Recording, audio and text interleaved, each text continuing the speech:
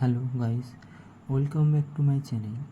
আজকে আমি WB SLST geography, WB এমএসসির জিওগ্রাফি এবং পিএসসি অ্যাসিস্ট্যান্ট টিচারের কয়েকটি গুরুত্বপূর্ণ প্রশ্ন নিয়ে আলোচনা করব।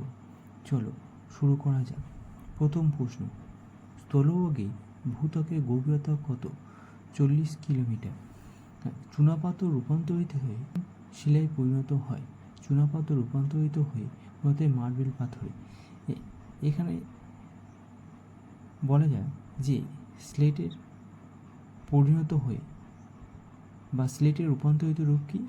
সিস্ট। ভূমধ্যসাগরের আলোক স্তম্ভ নামে পরিচিত কে? না, স্ট্রম্বেলি। ভূগর্ভে গলিত তরল ম্যাগমাপূর্ণ প্রকাণ্ড গহ্বরকে বলে ম্যাগমা গহ্বর। গিরিজনী আলোড়ন কাজ করে কীভাবে? গিরিজনী আলোড়ন কাজ করে অনুভূমিকভাবে বা স্পর্শক বরাবর, আর মহীভবক আলোড়ন কাজ করে উল্লম্বভাবে বা ব্যাসার্ধ বরাবর। পৃথিবী সর্ববৃহৎ চ্যুতির উদাহরণ কি? না, সান আন্দ্রেস চ্যুতি।